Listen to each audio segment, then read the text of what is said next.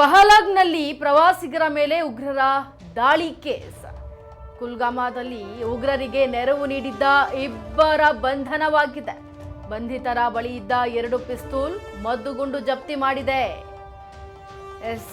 ಪಹಲಗ್ನಲ್ಲಿ ಪ್ರವಾಸಿಗರ ಮೇಲೆ ಉಗ್ರರ ದಾಳಿ ಕೇಸ್ಗೆ ಸಂಬಂಧಪಟ್ಟಂತೆ ಕುಲ್ಗಾಮಾದಲ್ಲಿ ಉಗ್ರರಿಗೆ ನೆರವು ನೀಡಿದ್ದ ಇಬ್ಬರು ಸ್ಥಳೀಯರ ಬಂಧನವಾಗಿದೆ.